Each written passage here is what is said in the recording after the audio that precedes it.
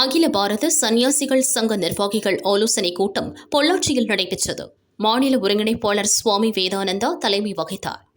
அரசியல் செய்ய விரும்புபவர்கள் நாட்டு மக்களுக்கு தேவையான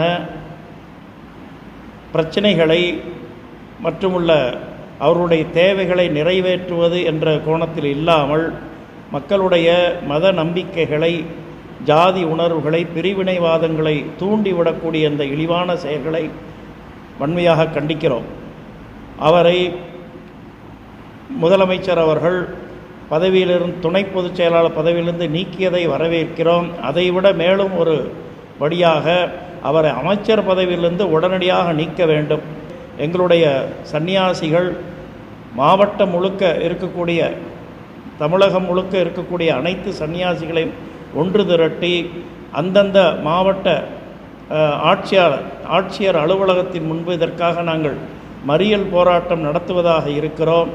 உடனடியாக பொன்முடி அவர்களை மந்திரி பதவியில், அமைச்சர் பதவியிலிருந்து நீக்க வேண்டும். சனாதன தர்மத்தை எத்தனை முறைதான் இழிவுபடுத்துவீர்கள்?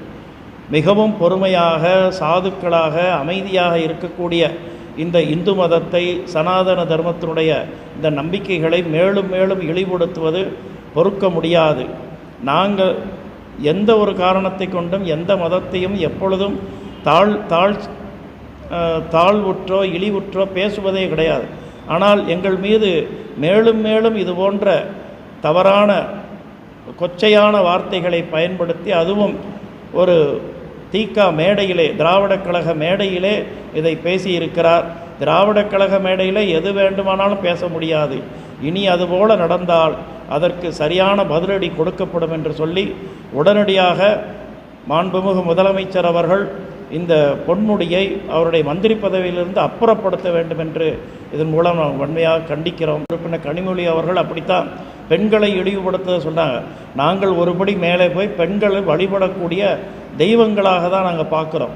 தாய்மார்களை தெய்வங்களாக பார்க்குறோம். இது சமயமும் சேர்ந்தது தான், பெண் உரிமையும் சேர்ந்தது தான். ரெண்டையும் தனித்தனியாக பிரிக்க வேண்டாம் என்று தயவுசெய்து கேட்டுக்கொள்கிறேன். பெண் உரிமைக்காக மாத்திரமல்ல, எங்களுடைய சமய உரிமையும் பெண் உரிமையும் சேர்ந்தது. அதனால் கனிமொழி அவர்கள் புத்திசாலித்தனமாக பெண்கள் இழிவுபடுத்தியதை பொறுக்க முடியாது என்றார்கள். நாங்கள் சொல்கிறோம், பெண்களை இழிவுபடுத்தியதும் சமயத்தை இழிவுபடுத்திய ரெண்டையும் சேர்ந்தேதான் கண்டிக்கிறோம். அவர் உடனடியாக நீக்கப்பட வேண்டியவர். இல்லாவிட்டால் போராட்டம் வெடிக்கும். அறியும்.